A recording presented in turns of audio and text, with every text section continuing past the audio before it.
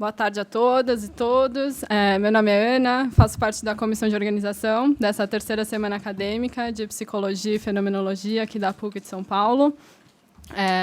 Gostaria, em primeiro lugar, de agradecer a presença de todas e todos vocês aqui, agradecer a presença da professora Dulce, do professor Marcelo, que vieram conversar aqui com a gente hoje. E é um prazer enorme ver o auditório cheio, ver a participação, o interesse de todos vocês.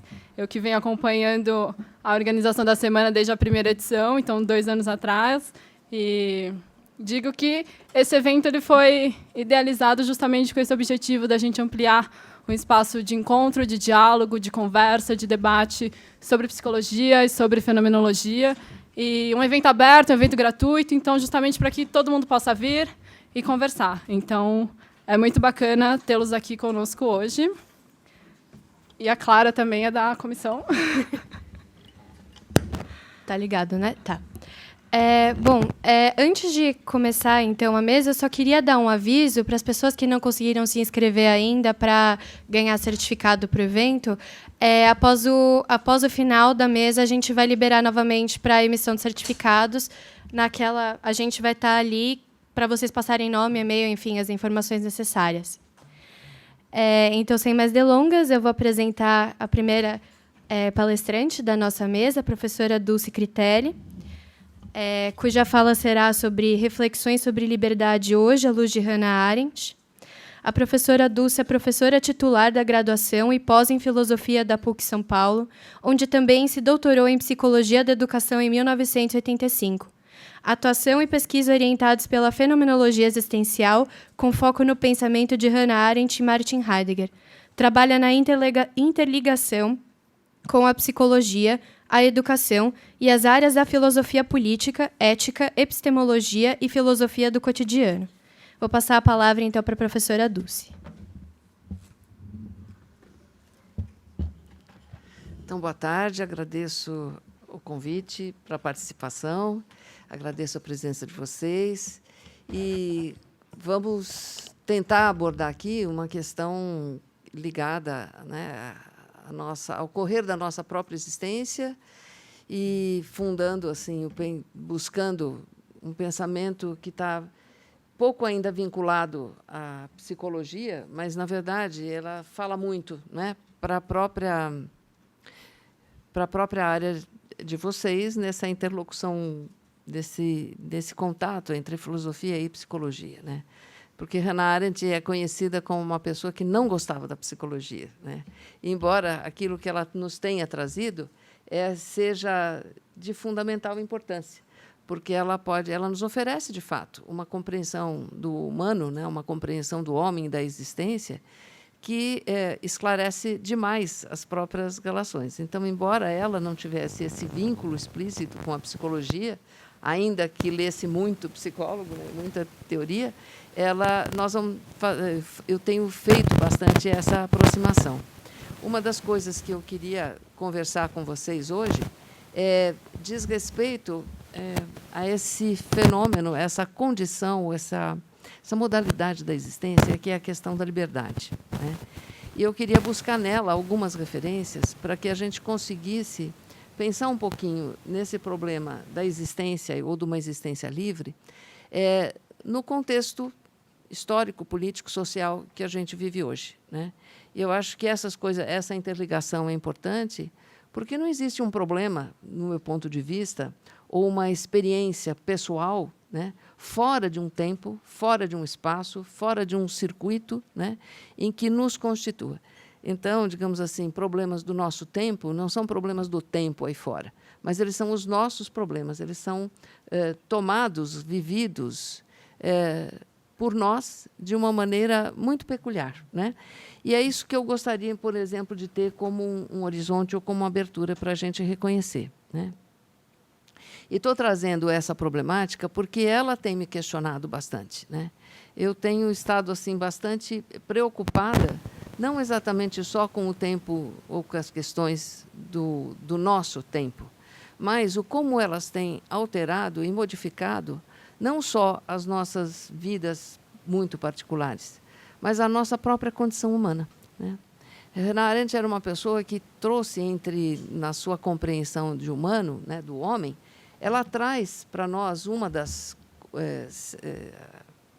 para quem não conhece, vou dizer, ela faz uma leitura do homem, percebendo que a vida é dada ao homem sob algumas condições, né?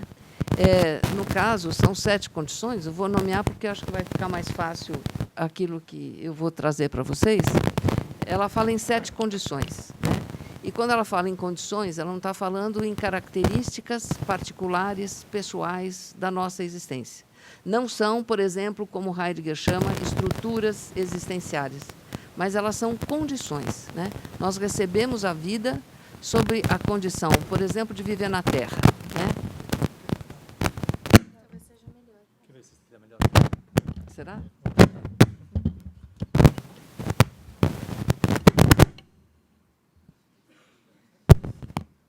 Acho que sou eu. Bom, não, mas vamos voltar aqui, né? Então, eu estava dizendo das condições.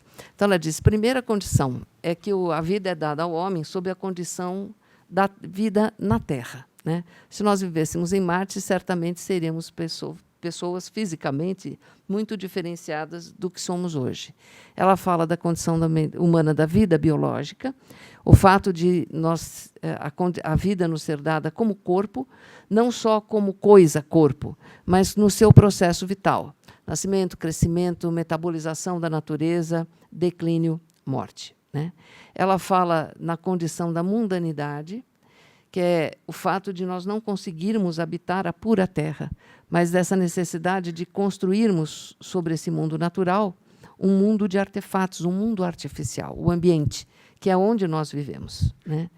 Ela fala numa condição da pluralidade, que é o fato da vida não humana, ela não ser dada a cada homem pura e simplesmente na sua individualidade, né? Nós somos criaturas singulares, mas essa singularidade é construída sobre a base de uma pluralidade. Nós somos nós antes de sermos eu, digamos assim, né? Só para exemplificar um pouquinho. E o fato de ela nos ser dada para ser vivida em conjunto, isso significa que a nossa vida é uma vida inesgotavelmente negociada com o outro, que é de onde ela vai retirar o termo dela de política, porque política para ela não é política partidária, política sistemática, mas é o fato de nós não conseguirmos viver a nossa vida sem negociá-la com os outros com os quais nós convivemos no dia a dia. Ela fala da condição da natalidade, que vai ser uma coisa importante para nós hoje. Natalidade como o dom, né, que cada um tem, digamos assim, de não apenas nascer entre homens, mas de sermos uma novidade quando nascemos. Esse dom da natalidade é uma condição ou uma capacidade de iniciar uma nova cadeia de relações. Cada um de nós é um novo início na conjuntura, né, na rede de relações humanas, e é uma novidade porque nós carregamos conosco sempre essa possibilidade de reiniciar as coisas todas. Ela vai retirar, por exemplo, de Santo Agostinho essa ideia de dizer que o mundo teve o seu princípio, mas o homem foi criado para que esse mundo, que já havia principiado, tivesse o seu início, né? Quer dizer, o homem vem para reiniciar sempre, né? E ela fala do dom da mortalidade, né? A mortalidade como um encerramento de uma biografia, não necessariamente como uma morte simplesmente física, né? Biológica, mas como um encerramento de uma biografia. E, como 7ª condição, ela fala do condicionamento. O fato de, historicamente, nós recebermos a vida já vivenciada, determinada, organizada, sob certas condições. Por exemplo, tecnológica, né? A tecnologia hoje determina os modos da nossa experiência de saúde, de tempo, de vida, de espaço, de decisões, de tudo, né? Então, as condições históricas, elas são condições nas quais nós recebemos a vida e temos que dar conta dela a partir dessas condições. Por isso, pensar nas nossas vidas mais particulares, na nossa existência mais pessoal, é impossível retirá-la dessa condição histórica em que nós estamos vivendo, né?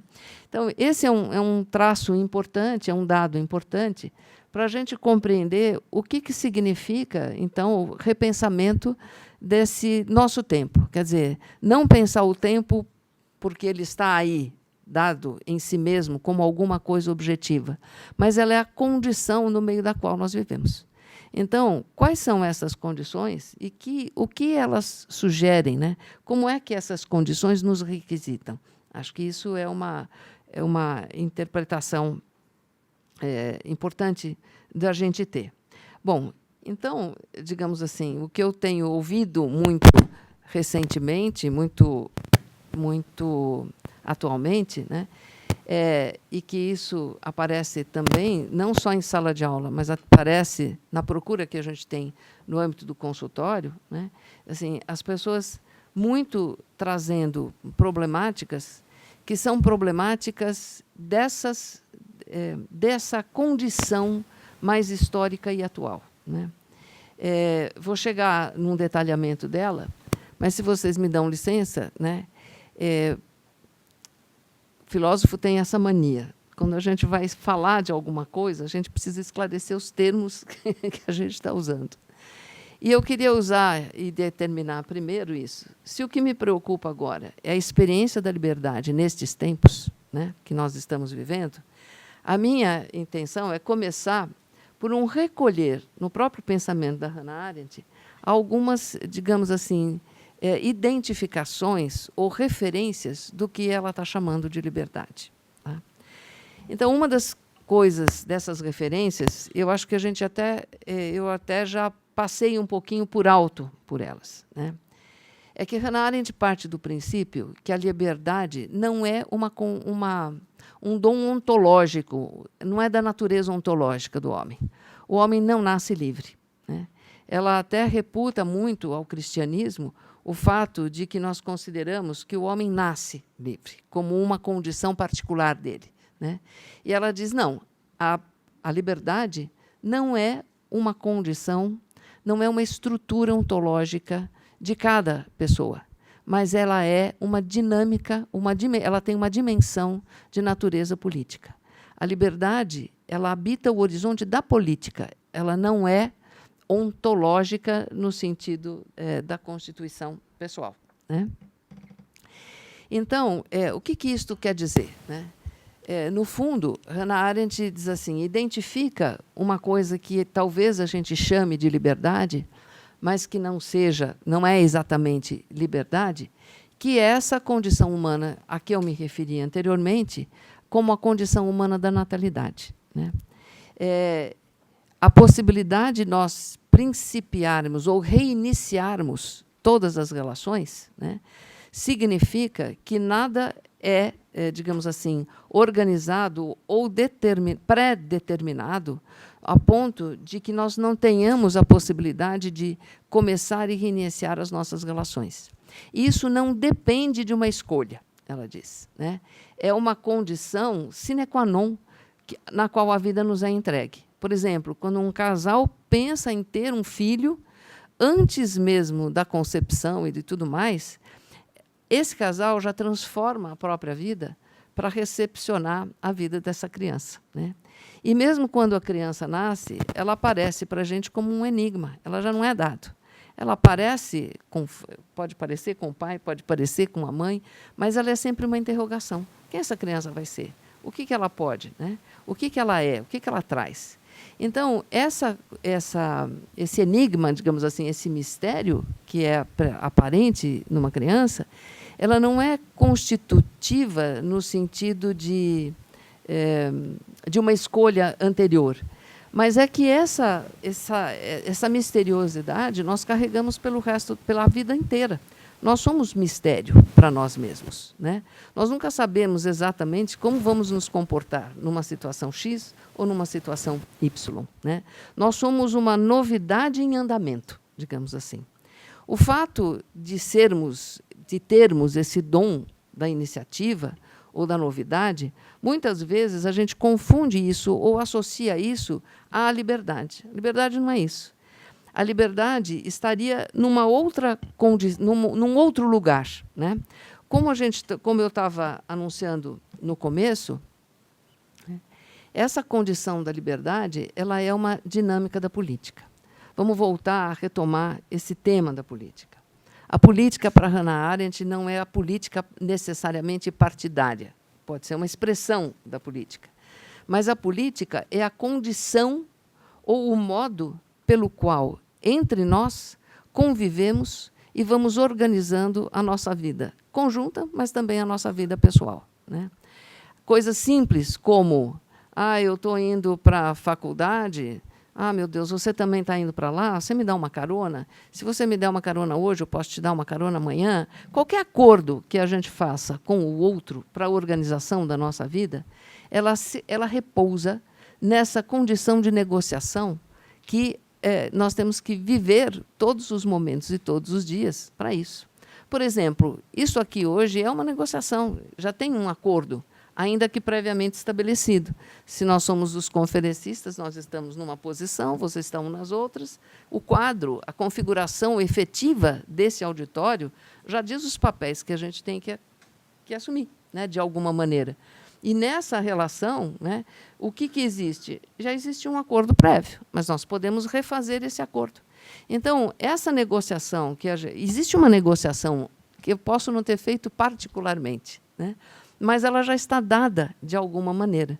Porque a vida, a gente entende, uma conferência, uma palestra, um colóquio, é mais ou menos experimentado dentro dessa condição, né? Então, veja, tudo é fomentado por isso, né? E nesse âmbito dessa organização, ou desses acordos que vão acontecendo durante a vida, elas vão mostrando para nós que essa exigência de uma experiência cotidiana, que na sua base é uma experiência política, né, ela acontece, ela se revela, ela se organiza através de duas coisas fundamentais: dos nossos gestos e das nossas palavras. Essa atuação política, ela é uma atuação que se dá através do que fazemos e do que falamos, né? Dos nossos feitos e dos nossos discursos. Isso é uma coisa importante, porque não existe para Hannah Arendt, por exemplo, como ela não é um dom ontológico, como uma dimensão interna, né? A liberdade é um acontecimento, né? Ela não é uma estrutura, ela não é prévia. Prévia é a nossa condição da natalidade, essa condição humana da natalidade. Mas mas a liberdade mesmo, ela é um acontecimento. E ela acontece mediada pela nossa fala e pela nossa ação, né?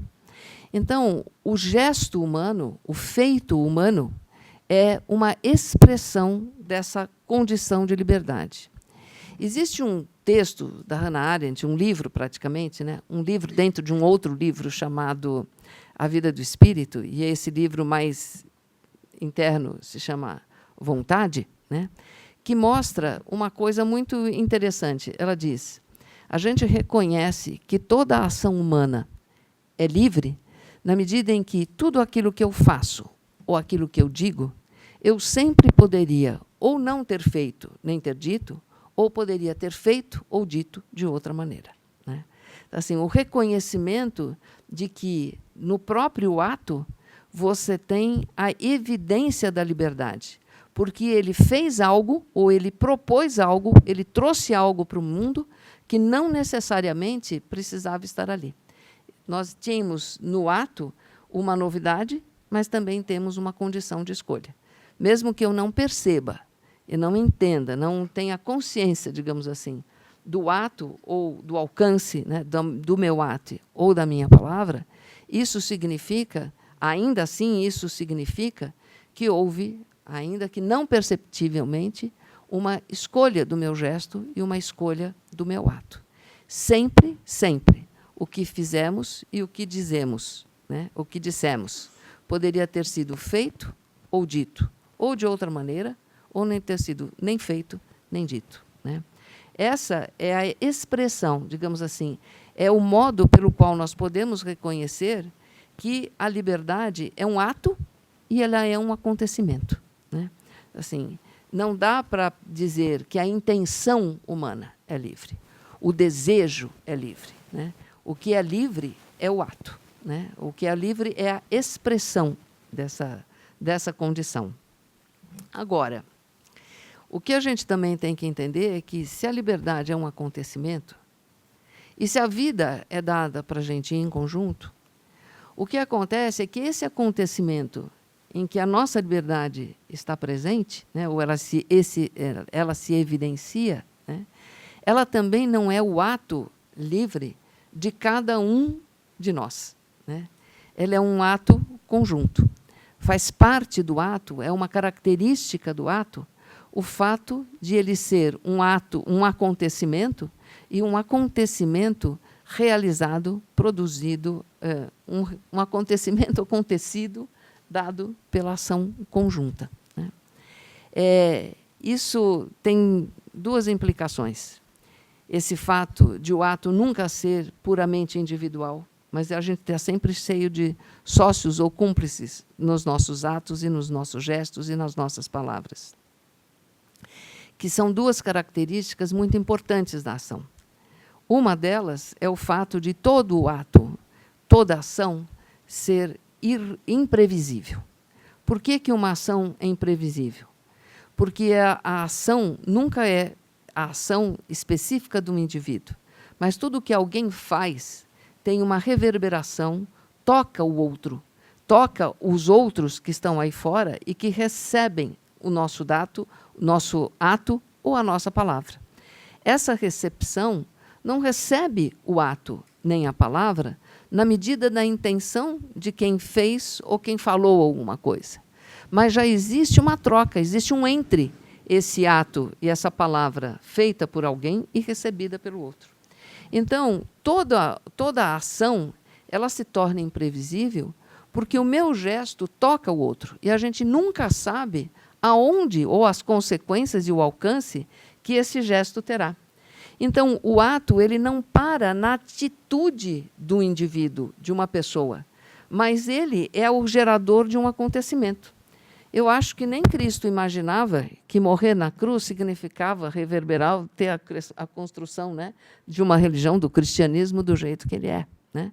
Quando você diz uma coisa, nós estamos vendo aí essa balbúrdia toda que está acontecendo em relação à questão do meio ambiente, o presidente fala uma coisa e ele acha que ele vai alcançar algo, mas os ouvidos que o ouvem, as pessoas que acolhem, ouvem de maneiras diferentes, com outros interesses, outras intenções, e aquilo que é feito por alguém se torna uma coisa completamente diferente.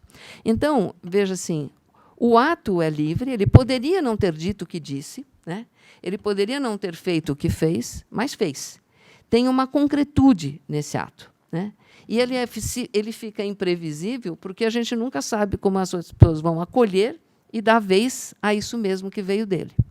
A segunda característica que se soma a essa imprevisibilidade, para Hannah Arendt, é uma irreversibilidade.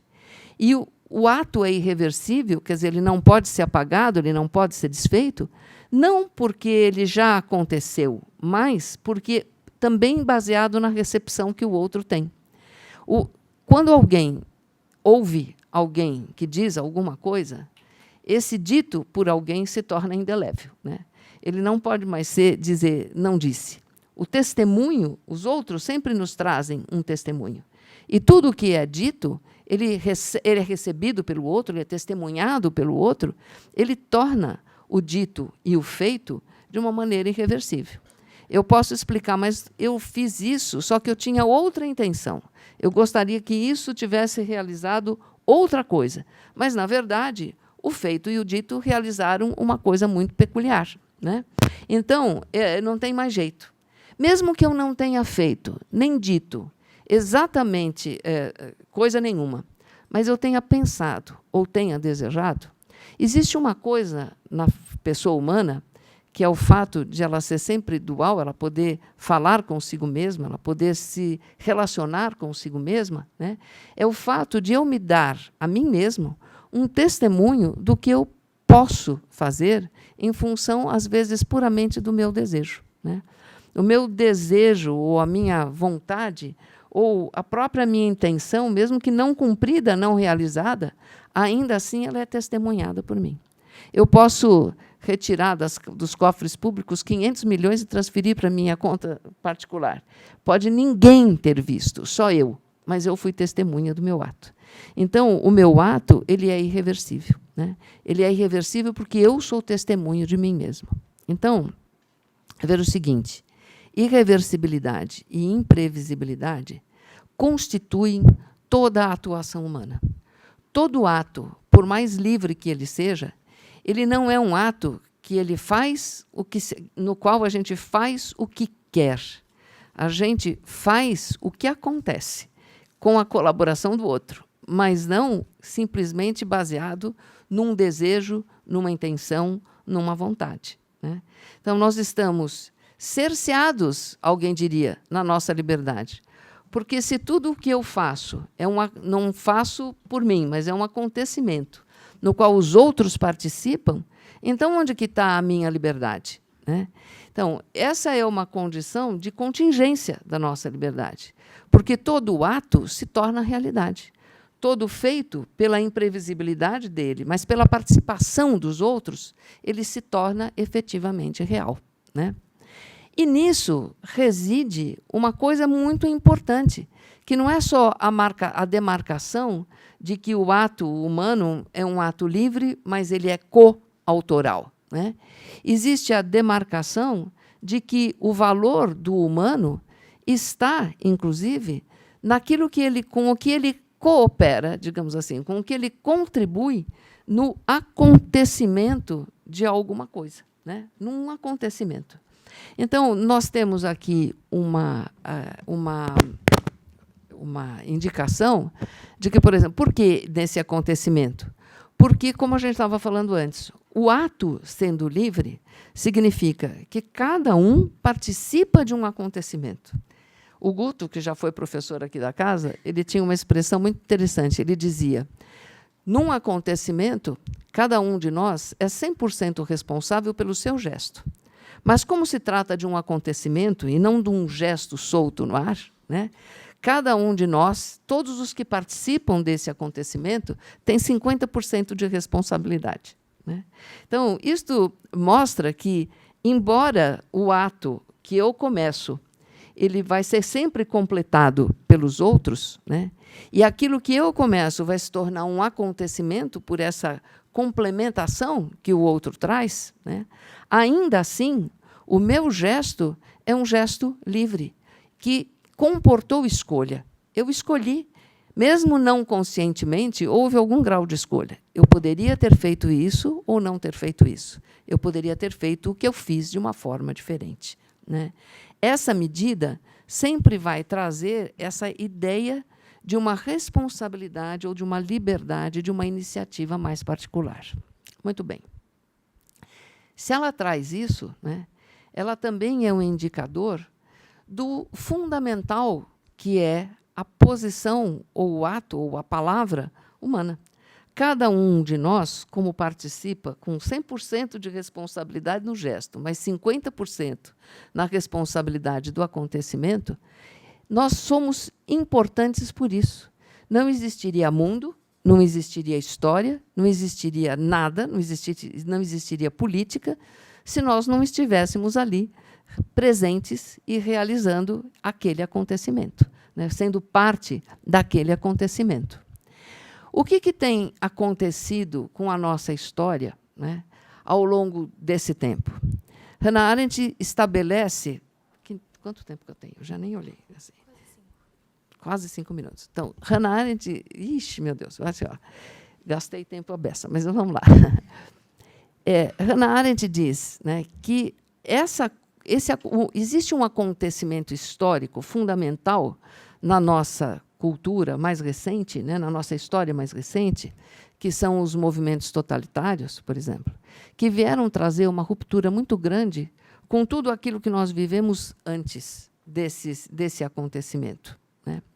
E que, através dos totalitarismos, né, ela faz uma análise muito grande disso, não vou acabar entrando nas minúcias dessa forma, mas ela diz que nós somos herdeiros hoje daquilo que começou a acontecer quando esses atos totalitários ou esses governos totalitários vieram se instalar. E nós somos, então, herdeiros do quê? Nós somos herdeiros de duas coisas bastante importantes. Uma delas é que os regimes e os movimentos totalitários, elas têm a intenção de suprimir a liberdade humana. E a segunda coisa, que tem a ver com a primeira, né, é que todos esses movimentos totalitários, eles suprimem a liberdade humana, tornando o homem supérfluo, né? É a intenção para ela dos totalitarismos tornar o homem supérfluo, né? Eu vou explicar o que é isso. Tornar o homem supérfluo significa fazer com que o homem acredite que ele não faz parte de ato nenhum, de acontecimento nenhum. É fazer com que ele acredite que ele não tem opinião a expressar, né? Que ele não tem palavra a trazer. Trazer o homem supérfluo é substituir a presença, a imprevisibilidade do ato pela previsibilidade, por exemplo, concedida pelas ideologias, né? A ideologia funciona desse jeito. Ela já tem, de imediato, a previsão completa do que vai acontecer no nosso futuro. Então, a história, não a previsão do ato individual, mas a previsão do acontecimento humano que vai chegar num momento de história, né, que ou, no caso do stalinismo, por exemplo, a ideia de uma sociedade sem classes, como aconteceu no século XIX, ou a ideia de que, no caso do nazismo, né, você teria como fim da história a produção de um homem perfeito, né, de uma raça completamente pura. Então, como o fim já está dado, o homem não precisa mais pensar no seu fim, ele não precisa colaborar, ele não precisa trazer nada de novo. Nós não temos mais liberdade. Nós só temos que cumprir um programa já estabelecido e que está inscrito ou na lei como lei da história ou como lei da natureza, né? Então, assim, essa intenção básica faz com que, nos nossos tempos, né, eu entenda, essa forma de se pensar a supressão da liberdade, ela tem algumas características e alguns traços, no meu ponto de vista, bastante claros, né? O que eu vejo ao meu redor, né? Eu vejo, primeiro, essa forma de comportamento, digamos assim, que não pensa, mas só cumpre, é o comportamento específico das massas, né? Mas, no nosso caso, nós não temos simplesmente o comportamento massivo, né? Nós temos um comportamento de transformar as massas em fiéis, né? Nós não temos mais simplesmente uma gama de consumidores, mas existe um viés religioso nessas formas autoritárias de se conduzir a vida hoje, né? Então, eu vejo essas articulações. As massas sendo transformadas em fiéis, né? Os princípios que sempre organizam toda a atividade política, justiça, né, ou qualquer uma outra coisa nessa natureza, né, igualdade, liberdade, fraternidade, por exemplo, são substituídos não por princípios, mas por dogmas, né, que são verdades incontestáveis, já definidas e etc., né? Nós temos uma coisa mais complicada ainda, que é uma condenação de todo o pensamento e de toda a filosofia e de toda a ciência, né? Uma deturpação. Por exemplo, eu recebi outro dia pelo celular uma charge, sei lá, como que eu vou dizer, que estava assim: tempo da verdade. Eu penso, logo existo. Tempo da não-verdade, né? Eu creio, logo é verdadeiro. Então, é uma coisa de você substituir qualquer possibilidade de reflexão pela crença imediata, né, sem nenhuma contestação. Essa crença ela é articulada, né, acho que a origem delas é muito a construção, no século XIX, das ideologias, com toda sua transformação possível, mas elas estão dadas, mas nós temos isso. Nós não temos mais a possibilidade de fazer acordos, como é isso, né, de saber como é de negociar a própria vida, porque o que nós temos é uma obediência absoluta, né, e impensada. Nessa obediência, nós não sabemos mais, então, nos colocar nesta relação de aceitar o outro na sua diversidade. Aquela imprevisibilidade que eu estava dizendo em relação ao ato, o ato só é imprevisível porque eu nunca posso contar com a igualdade do outro. O outro é sempre um diferente, né? Mas como a gente não tem que eliminar essa diferença, a única coisa que a gente espera, na verdade, ou o que graça entre nós, é a tal da intolerância, né? Só que essa intolerância também tem raízes no totalitarismo, porque a intolerância ela foi tornada para nós uma possibilidade disponível, algo lícito, né? Não simplesmente no sentido de um trato moral, mas na atitude que todos os totalitarismos têm, que é a atitude do extermínio, né? Em todos os momentos da história humana, né, o mal que a gente pensa, né, como um mal radical, que é o assassinato do outro, é o homicídio, né, ele sempre foi considerado, do ponto de vista da realização histórica, aquilo que as guerras realmente realizam. E, quando elas realizam isso, o que se pensa é matar o inimigo é um mal necessário. Os totalitarismos eles retiraram desse ato a sua consideração de ser, primeiro, um mal necessário e, segundo, de tirar desses atos a sua concepção de mal. Então, nós não temos mais o mal. Exterminar o inimigo, exterminar o diferente, é o que é condição, parece que, natural da própria existência, né? E nós recebemos isso não só porque nós temos aí, espalhados pelo mundo, uma série de governos que são totalitários nesse sentido, e eles ainda usam, né, eles se baseiam nessa condição do extermínio, por exemplo, os regimes mais fundamentalistas, religiosos, que eles realizam isso, né?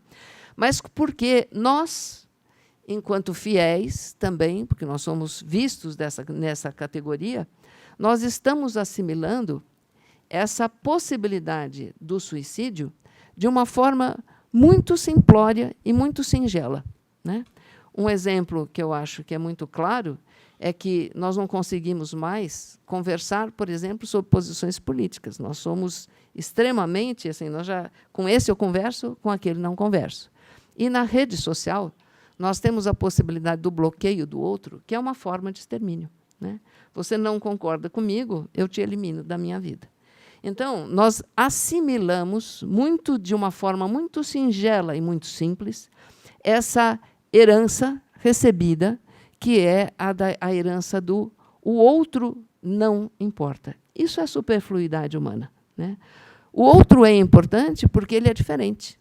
O outro é importante porque ele colabora nessa dimensão de pluralidade que a existência humana tem. Mas, nessas heranças, nós deixamos de fazer isso. Então, a supressão da liberdade está nisso. Você não é uma pessoa que tem a possibilidade de trazer o diferente. Você é eliminado na sua diferença. Se você não pensa igual a mim, você está fora do jogo, né? Não me importa que não seja um assassinato efetivo, físico, biológico, mas ele é um assassinato do ponto de vista das relações sociais e das relações humanas. Então, isso é muito perigoso, né? Porque nós estamos simultaneamente eliminando a liberdade e nós estamos suprimindo tornando o homem supérfluo, né? Com isso, a frase para encerrar é assim: é uma tentativa de demarcar esse espaço. A liberdade, então, ela não é uma liberdade, concordando com Hannah Arendt, né? Ela não é uma liberdade particular. Nós não nascemos livres, mas nós construímos politicamente a nossa liberdade, né? E a nossa política está fazendo o jogo inverso, né?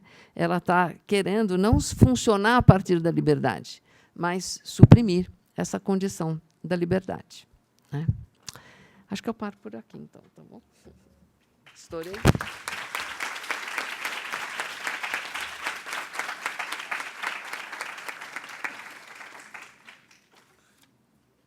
Vamos lá. Ah, é, para ele.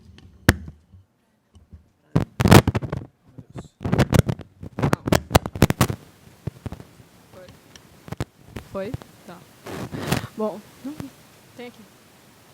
Obrigada, professora Dulce, pela excelente comunicação, que com certeza nos convida a pensar. Vou apresentar agora, então, o professor Marcelo. Marcelo Sodelli é psicólogo, mestre e doutor em Psicologia da Educação, aqui pela PUC de São Paulo.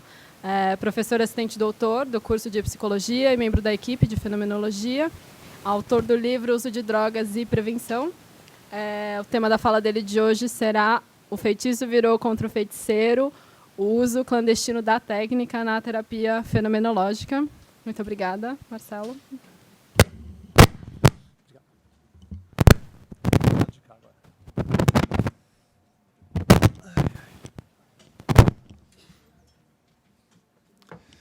Então, boa tarde a todos e a todas.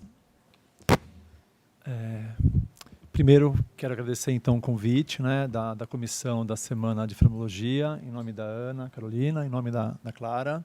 Fico realmente feliz de participar desse evento que eu acho realmente fundamental, né, para a psicologia aqui da PUC e para a área de fenomenologia como um todo. Espero que a gente continue fazendo esse evento, que a gente consiga fazer isso ano que vem. É o terceiro, né, agora? Que tem o quarto, quinto, sexto, que a gente consiga manter, porque é um espaço muito importante, né, de trazer pessoas de fora da PUC para falar também. Embora nessa mesa aqui são duas pessoas da PUC, né, obviamente, que também é importante, né, muito legal falar aqui. Mas é legal também trazer o pessoal de fora para pensar numa fenomenologia que talvez vocês não conheçam tanto, assim.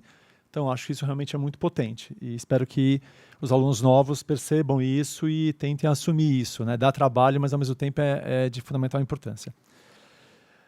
Bom, pessoal, a minha fala é assim, dá um pouquinho de medo, tá? De falar o que eu vou falar com vocês aqui hoje, porque eu acho que eu preferia falar de Heidegger, para ser bem sincero, assim, sabe? Preferia discutir série tempo com vocês ou Heidegger tardio, porque está escrito lá, sabe? Por mais que seja difícil, né? É só estudar que a gente consegue entender, assim. Falar de clínica é, de certa forma, se expor, né? É um pouco que a gente pensa, né? O que acontece em quatro paredes, né? A gente não fala para ninguém. E isso acontece muito na clínica, né? Acontece em quatro paredes. Eu lembro de uma coisa muito engraçada, assim, que o Guto, né? Que foi o que a professora Dulce comentou aqui, que foi professora aqui da casa, ele conversando com o Boss, com o Medar Boss, quando ele veio aqui para o Brasil, conversando com o Boss, de repente ele se deu conta que o Boss tinha sido paciente do Freud, né? E aí, imagina que interessante você falar, nossa, você foi paciente do Freud. E começou meio que perguntar, assim, mas o Freud fazia isso, fazia aquilo, tal. E o Boss falou assim, olha, o Freud que eu conheci na clínica não é esse que vocês pensam que existe por aí. Né? Ele trabalha de uma outra forma. Ele é um clínico, né? Não é o pai da psicanálise. Então, eu acho isso muito interessante, né? Que para conversar com vocês aqui sobre esse tema, né? Pensar a questão da técnica dentro da clínica na verdade, fazer uma autocrítica. Então, eu vou tomar assim, a liberdade de fazer uma autocrítica ao meu trabalho, na verdade, assim, né? Embora o meu trabalho ele se amplie mais do que o meu atendimento específico, né? Tem a questão da supervisão, né? Tem a questão de discussões clínicas com outros psicólogos. Eu estou chamando do meu trabalho essa experiência particular de ser, né? De tentar ser um psicólogo que faz uma psicoterapia fenomenológica, tá?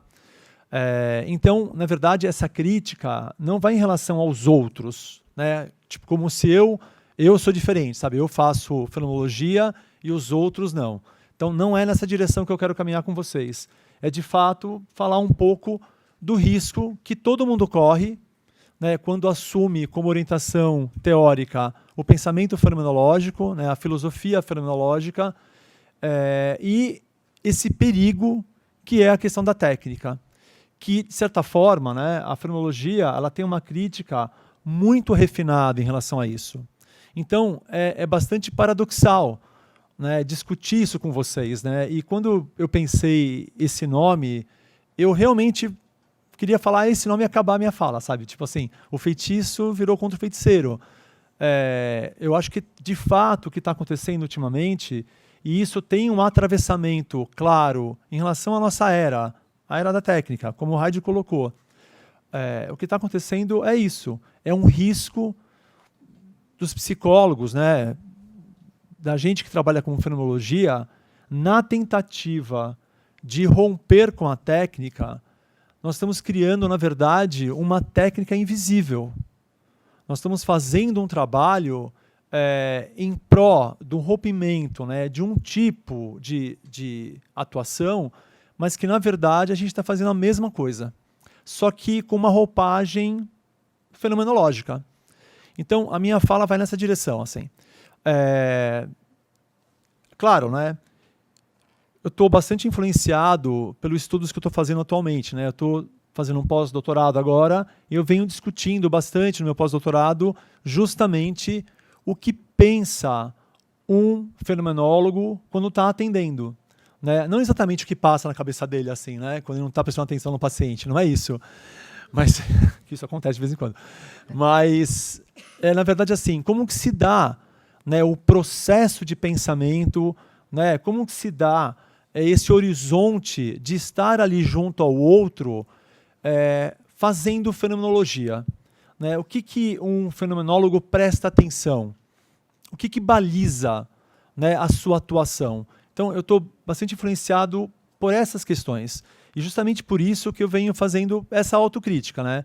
Eu atendo há 25 anos, então acho que já deu para perceber assim, os caminhos, né, os perigos que a gente pode, de alguma forma, assumir a partir do pensamento fenomenológico. Então eu quero tentar construir com vocês quais são esses perigos. Tá? Eu quero tentar mostrar para vocês que existem algumas coisas que têm a ver com a própria dificuldade de compreender fenomenologia, né, com essa questão de que a fenomenologia não nasce na clínica, ela nasce na filosofia. Então, para nós aqui, eu imagino que a maioria seja psicólogos, né?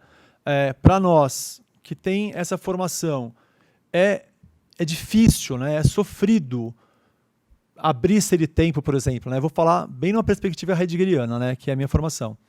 É sofrido, né? Abrir esse tempo e começar a ler e depois, assim, de 10 segundos, ter vontade de jogar pela janela o livro, porque, de fato, você se sente a pessoa mais burra do mundo.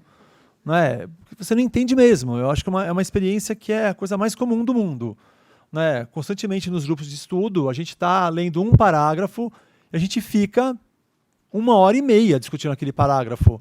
E poderia ficar mais, possivelmente, o semestre discutindo aquele parágrafo e fora ainda correndo risco de estar falando tudo errado. Não, mas de profundidade e de dificuldade que é o pensamento, principalmente o pensamento heideggeriano. Né? Então eu quero tentar falar um pouquinho desses riscos. Né? E o que aconteceu, de fato. Né? A gente tem na história da psicologia fenomenológica, por exemplo, a relação, né, do Binswanger com Heidegger. Né? O Binswanger era genial, acho que vocês têm essa noção. Né? É um autor genial, altamente erudito, com um conhecimento super refinado.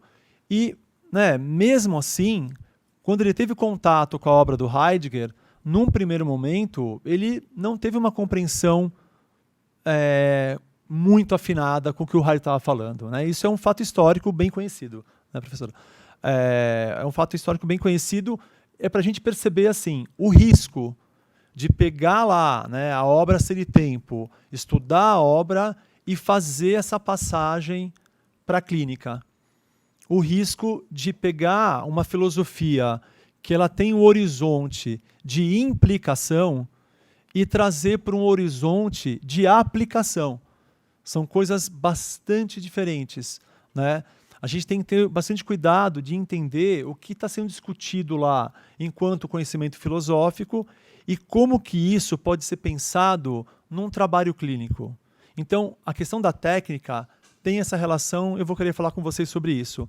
E pensando o segundo Heidegger, né? O Heidegger depois de 30, que ele tem a virada do pensamento dele, aí também existe uma coisa muito interessante, né? Quando o Heidegger começa a discutir, então, essa perspectiva do acontecimento apropriador, que ele vai começar a discutir, né? Não mais pautado pelo horizonte da analítica existencial do Dasein, para nós, psicólogos, isso também é algo bastante difícil, né? E nessa perspectiva de tentar romper com a técnica, o que pode acontecer é a gente, primeiro, esquecer a analítica existencial, que é algo que vem acontecendo, né, com algumas pessoas que estão estudando Heidegger, esquecer quem é o Dasein, por exemplo, né, e já se colocar na clínica a partir desta perspectiva, né, ou seja, da perspectiva de desconstruir a técnica.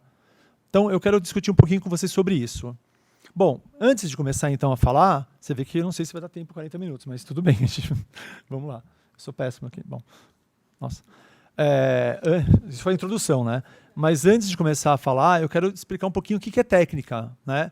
Por mais que eu tenha uma clareza que vocês, né, saibam assim, o que é, porque a gente vive na área da técnica, né? Só um minutinho.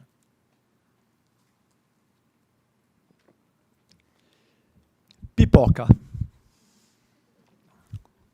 Pipoca e técnica. Eu queria que vocês pensassem um pouco na relação de vocês com a pipoca. Seriamente, pessoal. Eu estava em casa, né, já faz uns 2 anos atrás, assim, e eu tenho uma filha, né? Tenho uma filha e um filho, mas o que vale agora é minha filha. Só para não ficar triste. Né? Tenho uma filha também. Mas tenho uma filha que na época ela tinha por volta de 9 anos. E aí, estava em casa, tal, acho que era um domingo, um sábado, não importa muito. E ela falou, vamos comer pipoca? Eu falei, vamos. Pegou, abriu o armário, pegou sangue de pipoca, micro-ondas, ligou a pipoca, saiu a pipoca. E aí eu falei, aí, Bibi, tá gostoso de pipoca? Ela, essa aqui é sabor bacon.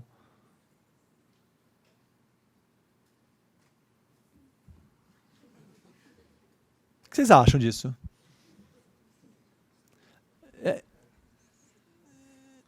Pipoca sabor bacon. Eu acho que tem algo aí para a gente pensar o que a Dulce colocou na questão da liberdade da experiência. Eu acho que a grande questão da técnica é justamente como que ela vai abrindo o horizonte da experiência com as coisas. E o quanto que a gente não consegue perceber que, a partir dessa relação com as coisas, nós vamos encurtando a nossa experiência. Veja, pessoal, não é o caso de imaginar que eu estou propondo, né, que a gente deveria ir plantar o milho, sabe, esperar lá, não sei quanto tempo demora para fazer o milho, deve demorar um tempo razoável, colher o milho, e aí fazer o processo para virar pipoca, e daí pôr na panela, sabe, não é exatamente isso. Mas eu estou tentando mostrar para vocês que a partir do momento que você pega um saquinho, que você nem vê o que tem lá dentro, sabe, você nem sabe o que tem lá dentro, e você coloca no micro-ondas, e por volta de 2 minutos sai uma pipoca com sabor bacon, eu fico me perguntando como que será que se dá essa relação com as outras coisas? Será que a gente está tendo uma clareza, né, das relações que nós estamos estabelecendo com as coisas e como que isso está abrindo o nosso mundo? É essa a questão, né? Talvez, né, para vocês, talvez que são mais velhos, tal, não uma criança de 9 anos, talvez vocês tenham uma clareza que é milho, né? Pipoca, milho, né? E aí vai pensando toda a rede e consegue ampliar um pouco mais. Mas veja, a gente não está tão salvo em relação a essas coisas. Porque, né, não é só com milho que a gente tem problema, né, pessoal? É com tudo. Né? Eu acho que a Dulce colocou aqui de maneira muito clara, e foi muito interessante, que tem uma ligação direta com a área da técnica, a questão das mídias sociais. Né? Eu acho que ela fez uma fala que eu achei muito interessante ali, né? Quando ela coloca que a gente consegue exterminar as pessoas quando a gente bloqueia uma pessoa. Né? Eu acho que a gente vai perdendo, por exemplo, a noção de respeito. Né? É interessante pensar que respeito tem a ver numa relação junto aos outros.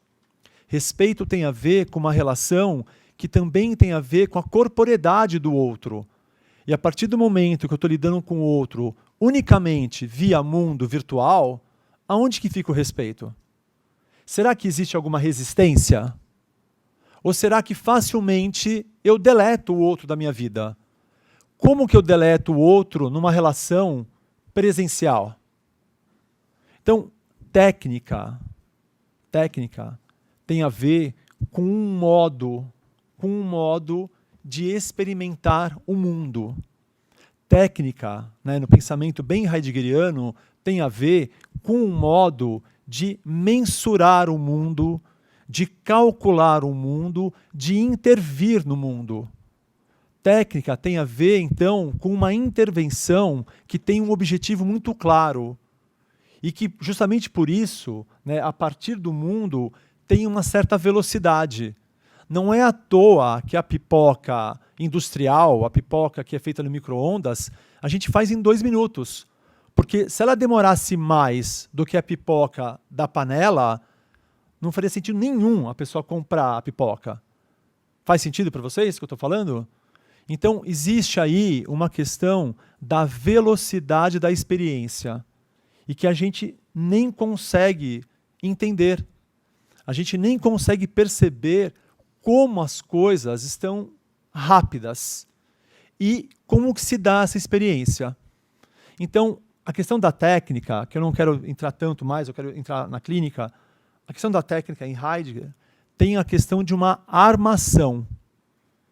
Ele vai mostrar para a gente que, de alguma forma, o mundo se apresenta já numa certa direção e que a gente nem tem a possibilidade, a gente nem consegue perceber em que direção que é essa. Porque nós já estamos nessa direção, vivendo a partir disso, vivendo a partir de uma certa dominação da técnica e, ao mesmo tempo, se tornando dominador. A gente é dominado pela técnica e, ao mesmo tempo, se torna dominador de técnicas. Então, é importante perceber aí que a técnica ela se contrapõe à impotência.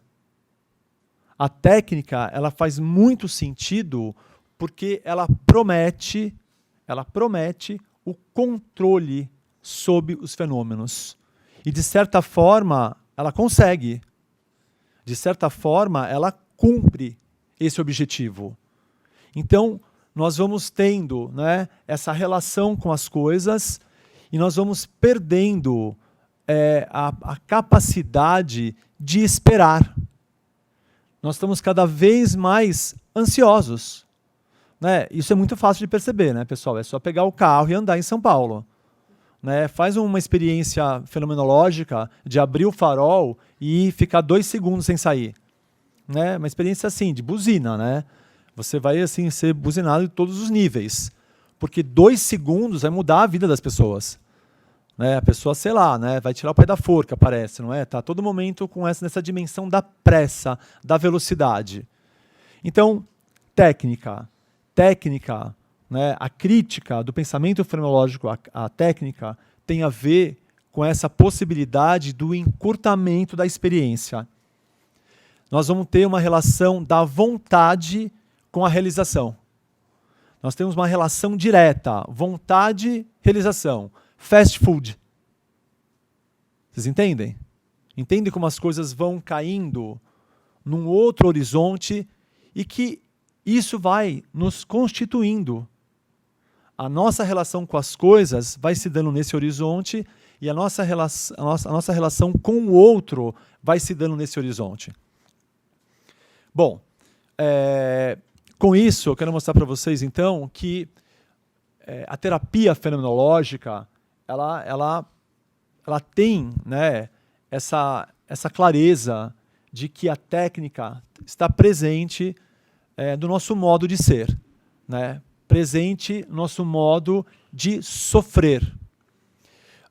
Então, é interessante pensar que o paciente que chega no consultório geralmente ele vai estar atravessado por esse modo de ser. Ele vai estar atravessado por essa pressa. Ele vai estar atravessado por querer resolução. A terapia fenomenológica, ela está ciente disso, né? Ela percebe que o que ela propõe é algo diferente disso, né? Eu acho que seria difícil pensar um trabalho em psicoterapia fenomenológica que você faça assim, um projeto de 5 atendimentos, sabe? Olha, vamos fechar aqui um pacote de 5 atendimentos, você vem e a gente resolve essa questão. Né? Me parece isso bastante contraditório com o pensamento fenomenológico. Então, a técnica que eu quero chamar a atenção para vocês não é essa. A técnica que eu quero chamar a atenção de vocês, que nós estamos correndo risco, né? Não funcionou? A técnica não funcionou? Funcionou. A técnica que nós estamos correndo risco no consultório, ela é invisível. É uma técnica que não é simples de perceber. E aí tem uma questão que é delicada, assim. Se a gente for pensar na formação de um psicólogo clínico, nós vamos perceber aí um problema muito sério, né? Eu sempre falo para as pessoas que eu dou supervisão assim, né? Se os pacientes soubessem, né, qual é a nossa experiência clínica quando a gente sai da faculdade, eu acho que seria pouco provável que ele iria voltar para ser atendido, né? Porque eu não sei o que vocês acham, mas é uma experiência muito reduzida. Né? Assim, isso nós estamos falando da PUC, né, pessoal? Estou falando da PUC agora, estou falando uma crítica à PUC, então. Estou falando de uma faculdade que tem aí uma qualidade de ensino, assim, pelo menos tenta manter isso. A experiência que nós temos enquanto clínica é uma experiência muito insuficiente. Né? A gente sai enquanto psicólogos, completamente verdes. Completamente. Né? E a formação de um psicólogo clínico exige 3 coisas fundamentais que eu não canso de falar. Né? Exige estudar. Então, a pessoa se formando, ela vai ter que estudar muito ainda, né? Talvez para o resto da vida, tem a ver com a nossa formação mesmo. Exige, né, uma supervisão, né? Porque já que a gente não tem uma formação tão, né, arraigada na experiência, a gente precisa, de fato, de supervisão para pensar, e a gente precisa de terapia pessoal. Esses 3 horizontes, eles são fundamentais para que a gente possa começar a desenvolver um trabalho clínico que consiga suportar o que é o sofrimento humano. Se a gente não conseguir suportar sofrimento, como que a gente vai entender? Desculpa, entender não vai. Ato falho. Como que a gente vai atender? Vocês entendem? Se a gente não conseguir lidar com a dimensão ontológica do outro, como que a gente vai conseguir lidar com algo que não tem resolução? Será que a gente vai conseguir lidar com a impotência? Será que a gente vai conseguir lidar, né, com um trabalho que nós não vamos resolver para o outro o que ele está trazendo? Só que, ao mesmo tempo, não é negligência. Existe esse par, né? Impotência, negligência. Muitas vezes, as pessoas se sentem impotentes no consultório porque não consegue corresponder à expectativa do paciente, porque a expectativa do paciente é uma expectativa de resolução. O terapeuta, né, o psicoterapeuta, ele percebe que ele não pode resolver para o outro, então ele se sente impotente. Ao mesmo tempo, como ele se sente impotente, ele se sente negligente, porque ele está oferecendo um trabalho que ele não consegue oferecer outra coisa. E aí entra a questão da técnica. Veja, o que faz um terapeuta? Né? O que faz um psicoterapeuta fenomenólogo? O que ele oferece para o seu paciente? Eu acho que existe uma relação muito importante entre a clientela que eu tenho, que eu atendo, ou seja, a experiência que eu tenho em atendimento, quem é o meu público, com o modo como eu compreendo o meu trabalho. Vou ser delicado agora, sim. Veja, eu acho que quando você atende pacientes que vêm para o consultório tentando discutir sobre a vida, você está num horizonte terapêutico super importante, o trabalho que eu faço, sem dúvida nenhuma, um trabalho profundo, mas existe algo aí que não está colocado. Quando você atende um paciente que vem, né, buscando lidar com um sofrimento que ele não tem como escolher, né? Então vou deixar mais claro assim. Quando você atende o paciente, por exemplo, com um modo de ser depressivo, quando você atende um paciente com ideação suicida, quando você atende um paciente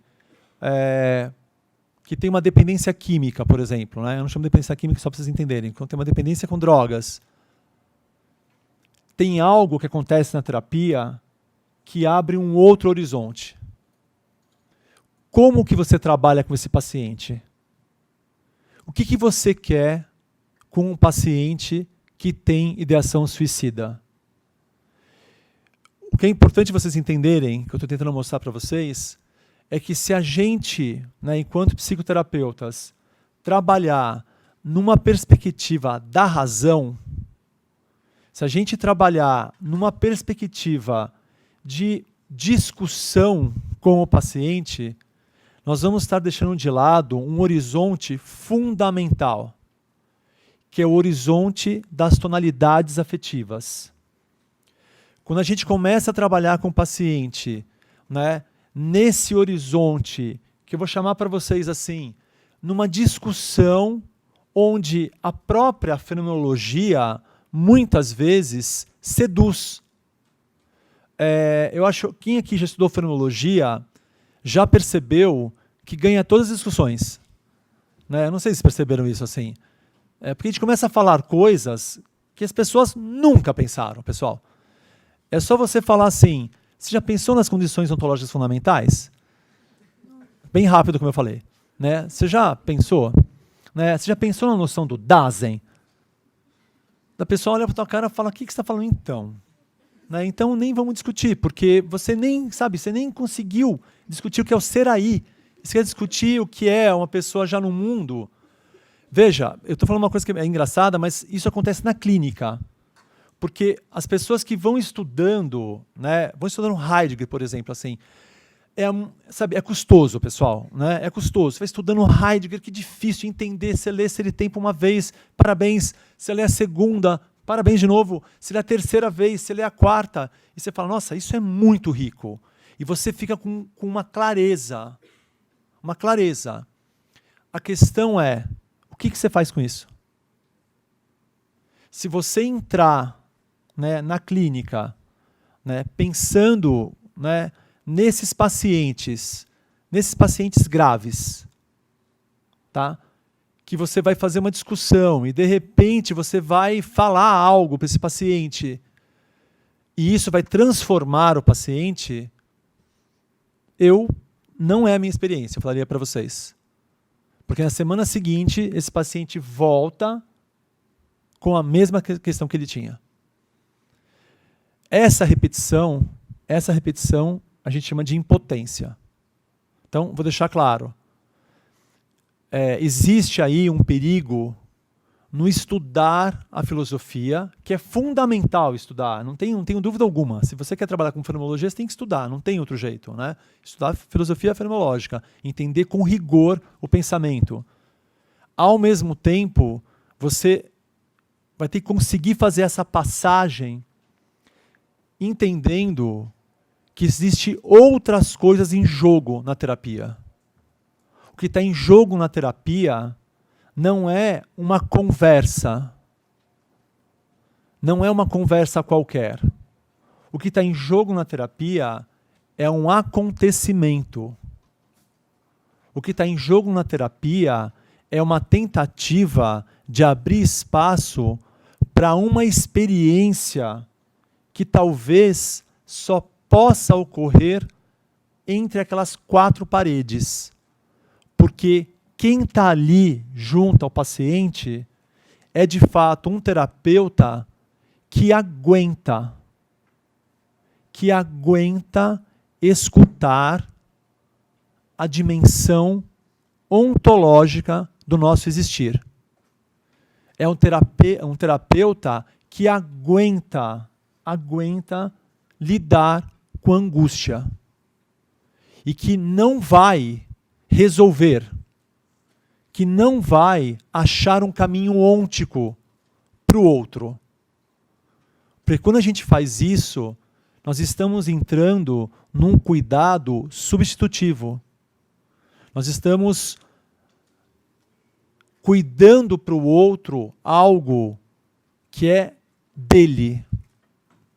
A terapia fenomenológica tem que suportar essa angústia do nosso existir. Ela tem que devolver para o outro a responsabilidade de ser si mesmo.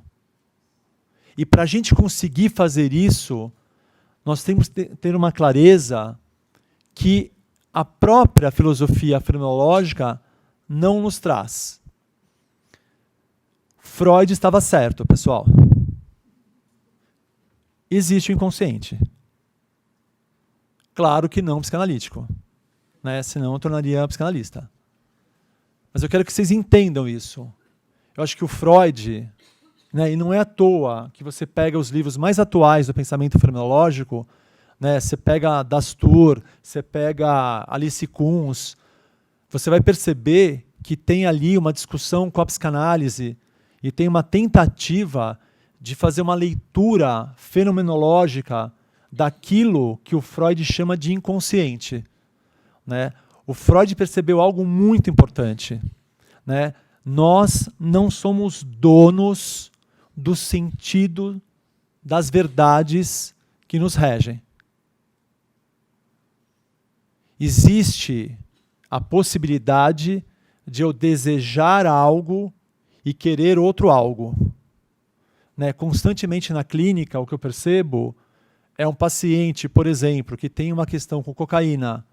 Ele chega na sessão, ele fala: tô com um desejo enorme de sair daqui, passar na boca e comprar cocaína.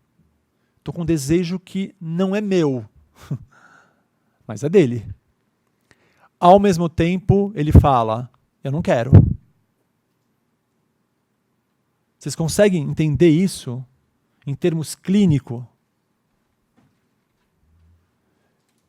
Quando eu falo para vocês que o Freud está certo, é que a gente precisa entender o que está em jogo nesse movimento de um paciente. Né?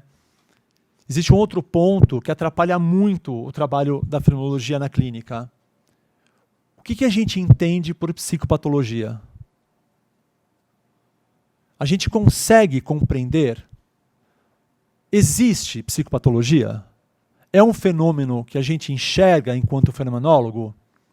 Veja, nem estou entrando na questão da doença, mas eu estou tentando entrar na questão do fenômeno. Existe um modo de ser bipolar? Existe um modo de ser psicótico? Existe um modo de ser depressivo? Veja, se a gente, de fato, está assumindo um lugar na clínica, nós temos que conseguir pensar sobre isso de maneira rigorosa na esteira fenomenológica. Nós temos que conseguir entender como é possível alguém ter essa experiência. como é possível alguém se sentir deprimido. Vocês sabem, né?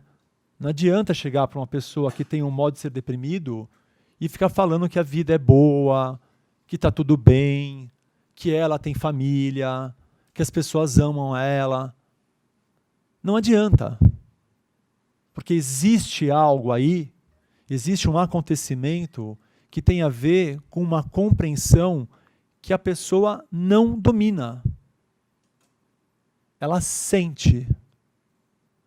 É nesse sentido que trabalhar as tonalidades afetivas fundamentais, que o Heidegger coloca de alguma forma em Ser e Tempo e depois discute no Heidegger tardio, é algo fundamental para a clínica. Entender como que se dá essa relação com a angústia. Como que isso pode, de alguma forma, se desdobrar onticamente? Será que uma tonalidade afetiva cotidiana, como o medo, é algo importante da gente estudar? O que as pessoas não fazem por medo? Veja, pessoal, veja como a gente está longe, em termos de fenomenologia, de compreender o que se traz numa clínica.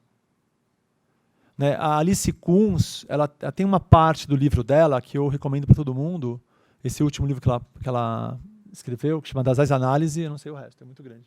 Sabe? É isso aí. Das Análises, Sofrimento Existencial, é isso aí o último. Ela tem uma parte que ela vai falar sobre corporeidade, que ela traz a noção de nojo, ela traz a noção de vergonha, ela traz a noção de dor. É algo que, assim, vocês já leram algo sobre isso? É muito interessante perceber o quanto que nós, nos últimos 70 anos de terapia fenomenológica, o quanto nós ficamos discutindo filosofia, e é muito importante, mas nós esquecemos de discutir a clínica. A gente esqueceu de discutir como que se dá isso na existência e o que a gente tem para oferecer. A técnica, ela vai se mostrando na clínica porque a própria construção do pensamento fenomenológico é uma construção que ele abre, né, para a gente pensar em desconstrução. E esse é o perigo. O perigo é a gente entrar no atendimento já querendo desconstruir o outro. Isso chama técnica. Uma postura fenomenológica é uma postura de espera. É uma postura de renúncia. É uma postura de serenidade. O fundamental ali é conseguir entender o mundo do outro e esperar o outro mostrar o mundo que é o dele. Nós temos que conseguir ter uma escuta autêntica, uma escuta que vem a partir do outro. Se eu entro na terapia já querendo desconstruir o outro, muito provavelmente eu não estou fazendo fenomenologia. Estou fazendo técnica. Por fim, assim, pessoal,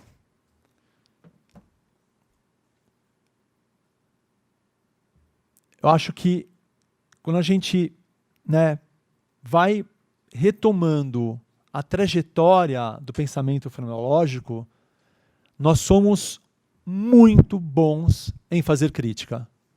Não, nós somos bons em fazer crítica, pessoal. Acho que se você quiser ficar feliz é ver, né, alguém criticando psicanálise, um fenômeno criticando psicanálise, criticando psiquiatria, criticando qualquer coisa assim. Nós somos muito bons. Mas a gente está péssimo em fazer autocrítica. Obrigado.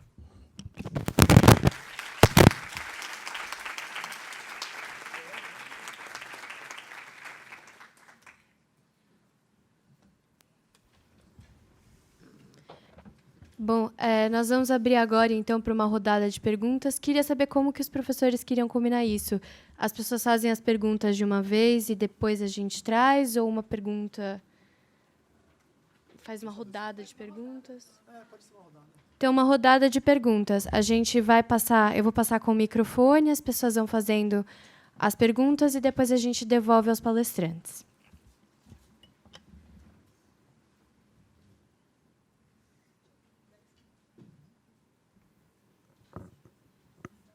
Testando.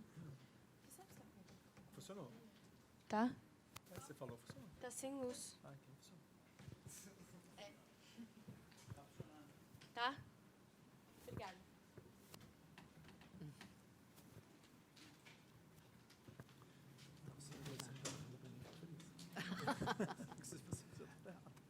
A minha pergunta é para a professora Dulce.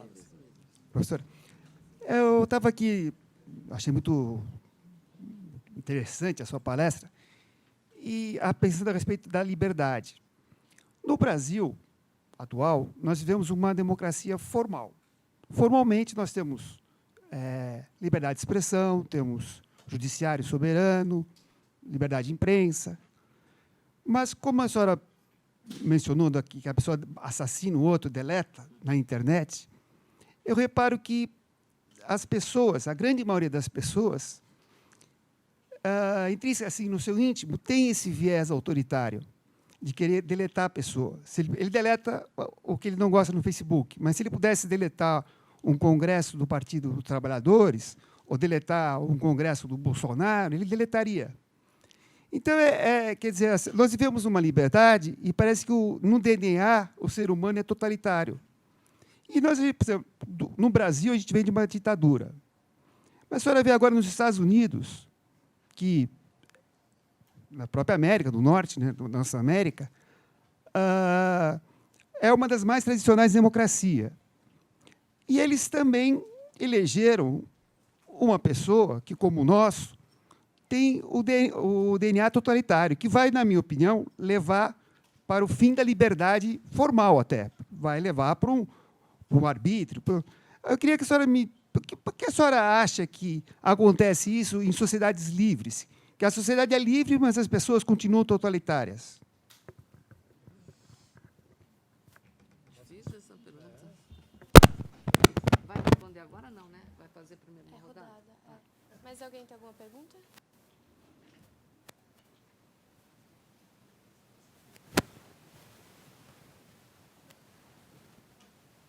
Não sei, pode pro áudio? Eu queria perguntar, que para mim não ficou muito claro, se existe uma técnica fenomenológica ou se só existe uma forma de não praticar a fenomenologia. Não ficou muito claro isso para mim.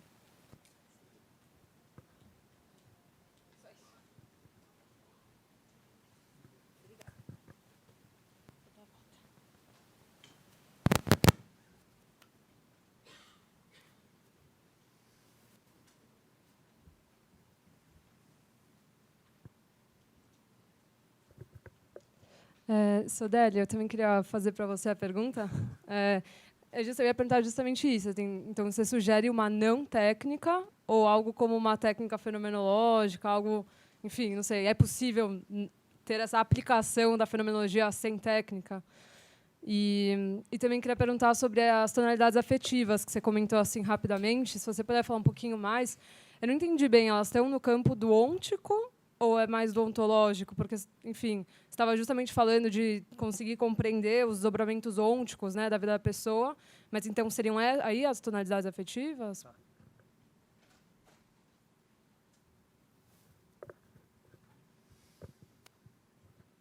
bom, assim, aqui. Eu vou pegar essa última pergunta e aí acho que é melhor devolver para a mesa. Tudo bem? Não, Gabriel não. Eu tenho uma pergunta para o Marcelo. Eu gostei muito disso que você falou, né? Às vezes a pessoa chega já emaranhada nessa trama, nesse mundo técnico no consultório, e é super sedutor a gente cair nesse ritmo que ela está e tentar ser diretivo com ela. Mas eu também tenho pensado como segurar essa barra, como segurar a angústia quando a pessoa ela chega já em dúvida. Quando ela chega no consultório já perguntando, o que vale a pena, sabe, o tempo está passando e não sei muito o que eu vou fazer da minha vida, e vem aquela vontade de engordar a pessoa com conteúdo, sabe, com possibilidade. Enfim, como segurar a barra nesse caso também.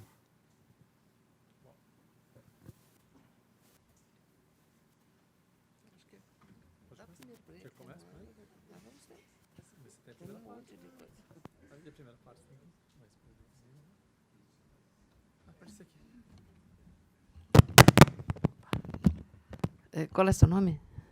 Francisco.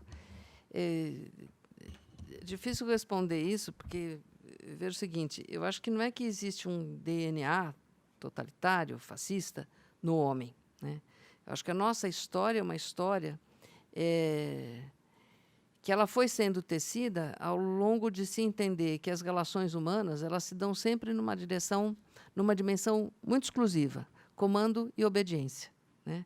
Isso é que nós entendemos por política, né? Se for pegar a Grécia Antiga, o entendimento era completamente diferente. Você tinha o líder e você tinha a colaboração. Então, você tem uma outra relação. Acontece que nós fomos tendo experiências históricas que foram fixando em nós, cada vez mais, alternativas para essa relação de comando e violência, a ponto de essas relações últimas, eu acho que mais contemporâneas, elas associam essa ideia de comando à violência à ideia de que há uma verdade única para todo mundo. E essa subserviência a essa verdade, eu acho que ela nos torna pessoas cada vez mais intransigentes, né? Uma discussão que existe em termos do conhecimento atual é a descoberta que a verdade não é única e a verdade não é absoluta, mas a verdade é relativa e provisória. É isso que a fenomenologia, digamos, tem defendido. Só que quando você tem um mundo, né, que aparentemente tem essa ideia de que há uma verdade, isso é uma coisa meio complicada, né? Porque não é que ela é do homem, ela é das relações humanas. O que eu quero dizer é que essa tentativa ou essa tendência à dominação, ao subjugamento do outro, etc., ela é uma coisa das relações históricas, das relações humanas, não do homem em si mesmo, né? Acho que a gente tem uma falsa ideia, sobretudo trabalhada desde a modernidade, de que a nossa história progride evolutivamente. Quer dizer, que parece que o presente deveria ser melhor do que o passado e o futuro vai ser melhor do que o presente. E isso é uma ilusão, porque, na verdade, nós temos uma história que ela caminha tortuosamente, voltando para trás, indo para frente, mas ela não tem um caminho evolutivo. Tanto que todas as conquistas históricas atuais que nós fizemos, relativas aos direitos humanos, construção do ambiente, etc., elas parecem que não se sustentam, né? Porque há outros interesses, e não são necessariamente interesses só econômicos, né? Há outros interesses que modificam essa situação. Eu li um livro de um aluno, só para exemplificar uma coisa, de um promotor de justiça que fez um trabalho muito interessante sobre a questão da organização criminosa no mundo, né, do aparecimento das organizações criminosas. Eu parei de ler de tão assustada que eu fiquei, porque o que a gente vê é que você não tem a construção, muitas vezes, da política baseada nos bons valores. Você tem um grande número de... Você tem, digamos assim... Você sabe, vou dar um exemplo concreto para entender o que eu estou dizendo. Eu fiquei assustada em entender que a máfia ela não nasceu como máfia, como um partido de bandidagem, etc. Ela nasceu como um partido político. Que a máfia japonesa, idem. Então, nós temos uma sociedade controlada por essas relações. Então, isso vai fortificando, de alguma maneira, essa ideia de que, primeiro, nós não evoluímos em função do melhor. Nós temos altos e baixos em relação à compreensão que a gente tem no mundo. E, às vezes, os grupos mais autoritários estão à frente, e outras vezes os grupos mais, sei lá, libertários, vamos dizer, nesse sentido. Mas isso é das relações históricas, isso não é constitutivo do humano. Entendeu? É isso que eu entendo.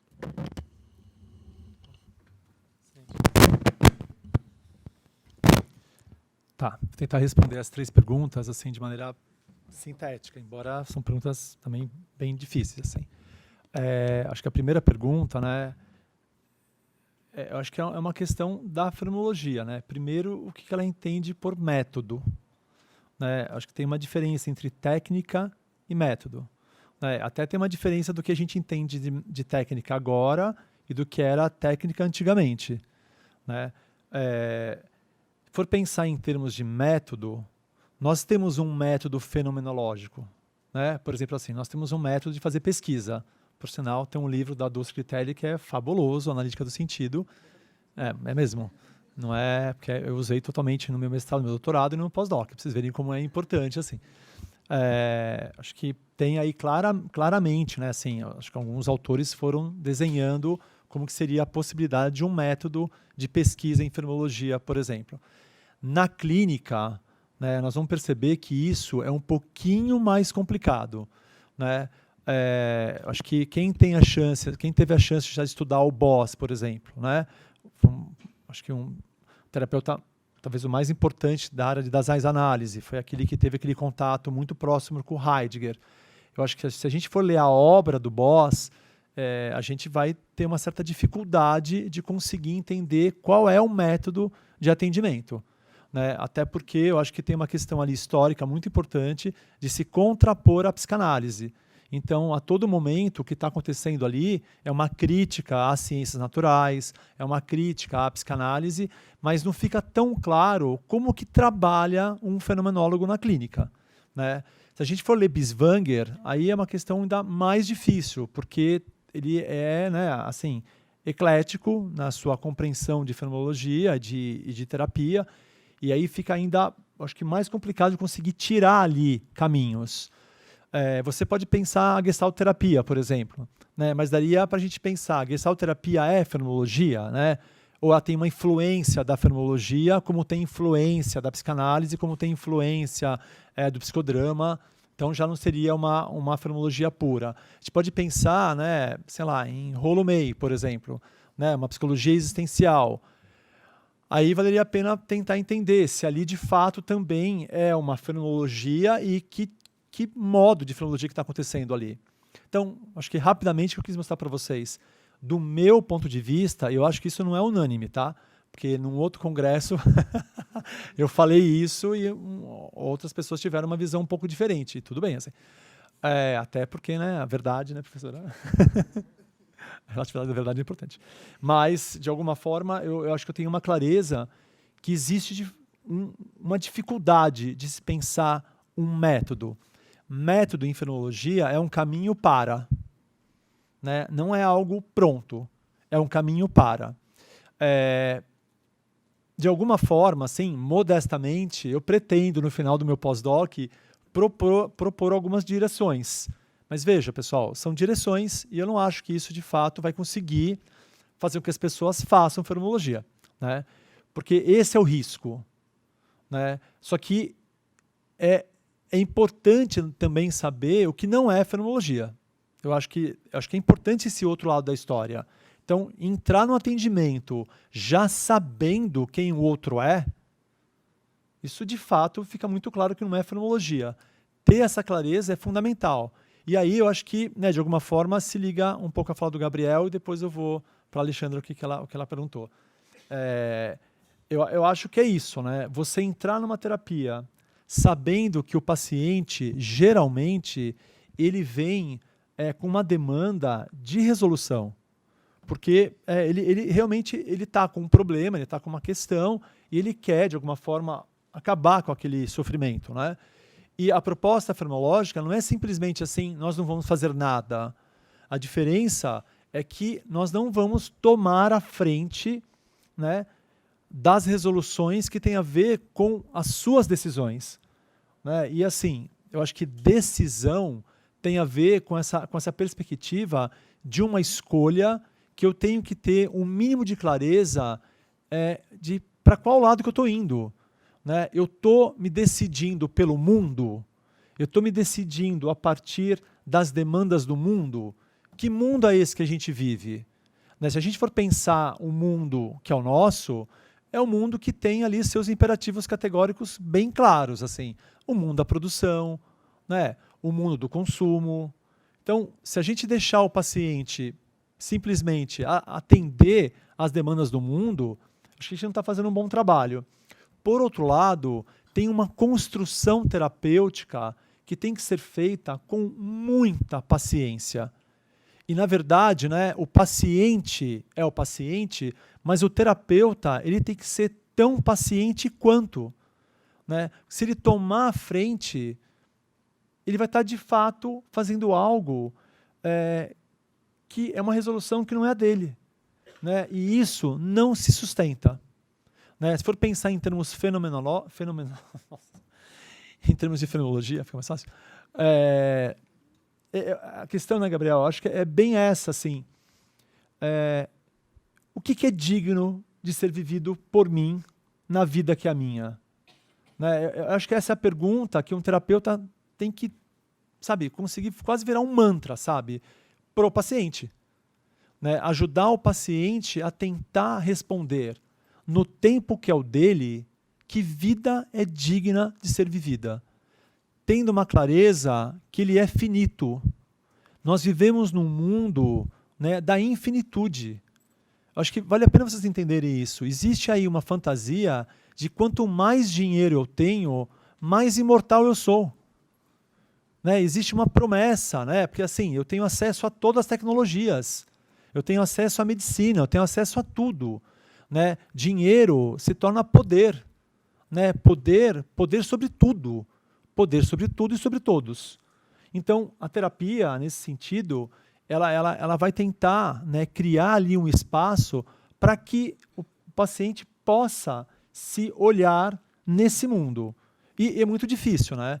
Pensando na trama do impessoal, né, pensando na ditadura do impessoal, o que será que sobra para nós? Né, o que sobra? É impossível tirar o mundo da gente.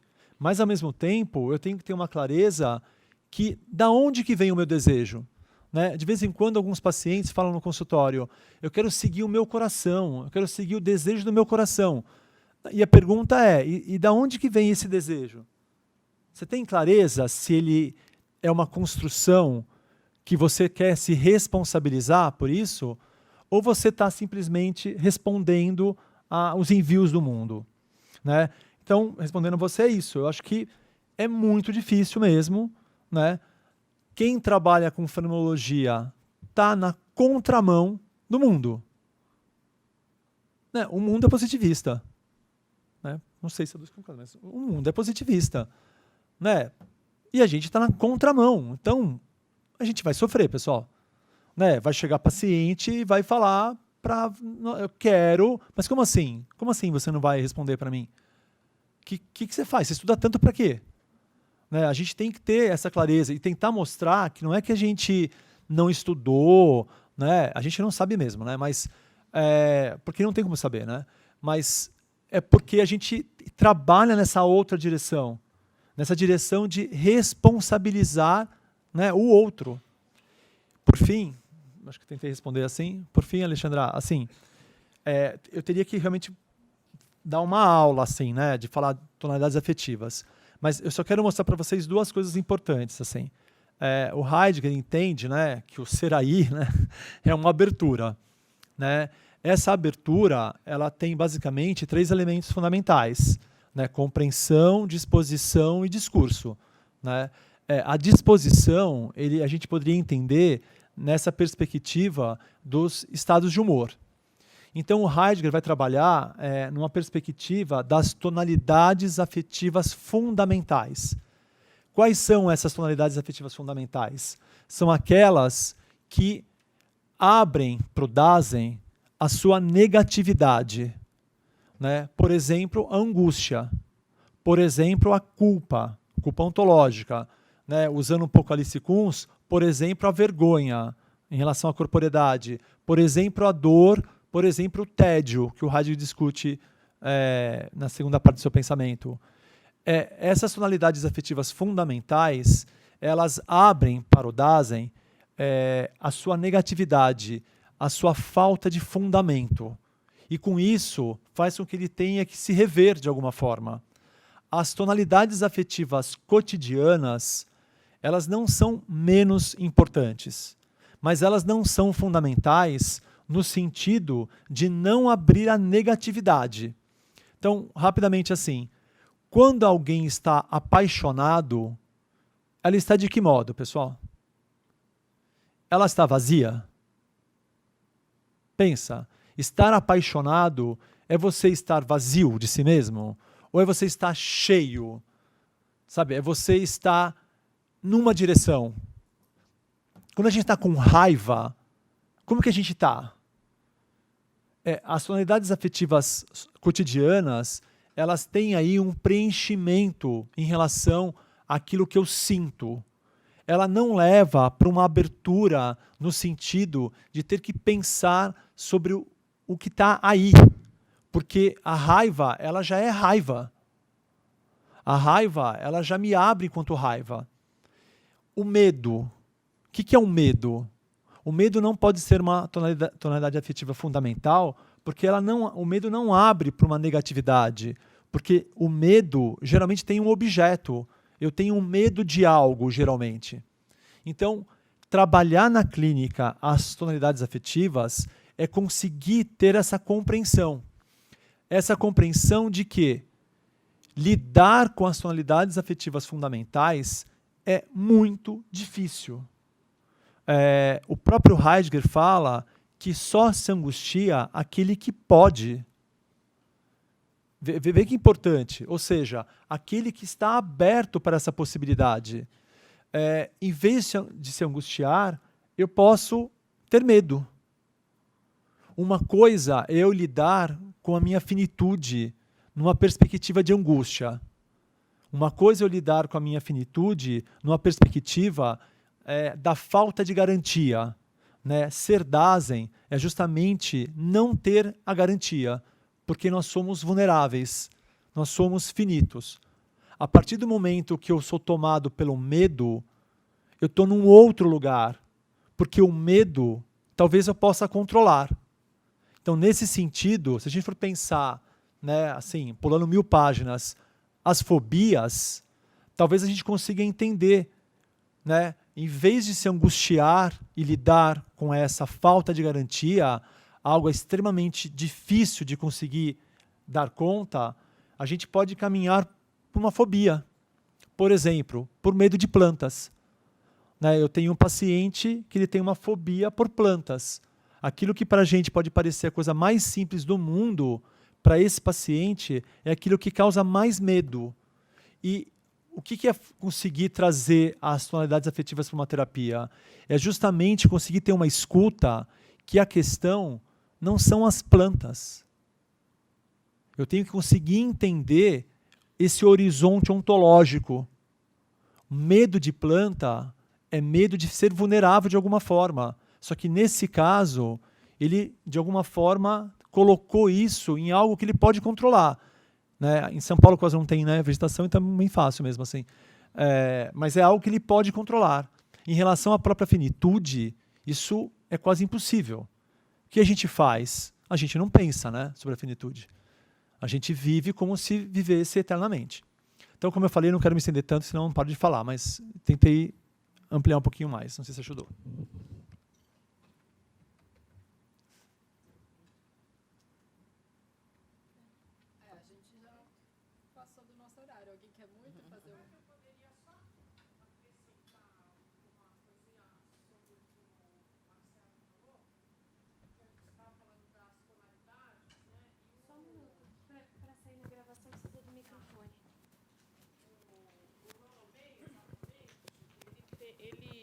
Ele fala da ansiedade, né, como tendo uma ansiedade que seria uma ansiedade constitutiva nossa, né? Então seria uma tonalidade afetiva fundamental. Você poderia falar algo sobre isso? O que você pensa disso ou não?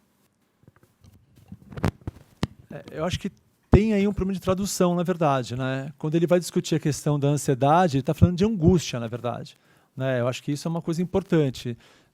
eu nunca li o Rollo May na fonte, assim, eu nunca li em inglês, assim, então eu não consigo saber exatamente se é isso. O que eu sei é que parte dessa tradução, né, se perde, porque a ansiedade não é igual a angústia. Né? Se for pensar aqui, né, na língua portuguesa, nós temos 2 palavras para isso. Né? Ansiedade seria uma tonalidade afetiva superficial, né? Porque ela já se desdobra no mundo ôntico. A angústia seria uma tonalidade afetiva fundamental.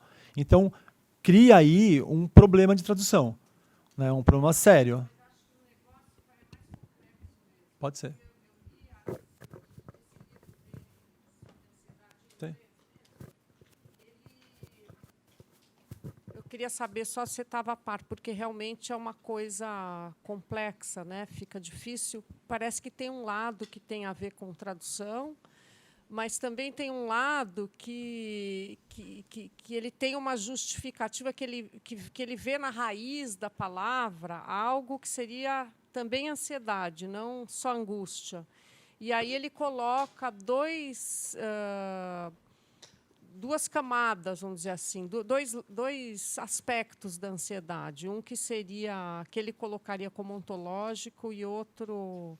Enfim, mas eu queria só saber se você... Tá. Obrigada. Não. Rollo May não é o autor que eu estudo, para ser bem sincero, assim, então não consigo ir tão longe quanto você gostaria que eu fosse. Acho que sim. Quer terminar?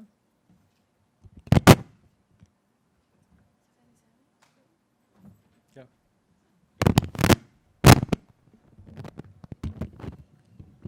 Bom, então é isso. Muito obrigada, professora Dulce, professor Marcelo, pela excelente mesa, pelo debate, pela conversa, pelo diálogo. Lembrando vocês que às 19 horas hoje, então 7 da noite, aqui nesse mesmo auditório a gente vai ter a mesa de abertura da semana com a professora Ida Cardinali e o professor Carlos Eduardo Freire, os 2 aqui da PUC, que vão fazer a mesa de abertura. A semana segue, então a gente tem palestras e mesas ao longo de toda a semana, sempre no período 2 palestras à tarde, 1 palestra à noite, e convidando vocês também para a festa de encerramento, sexta-feira, aqui na Ministro, então estão todos convidados. E é isso, muito obrigada.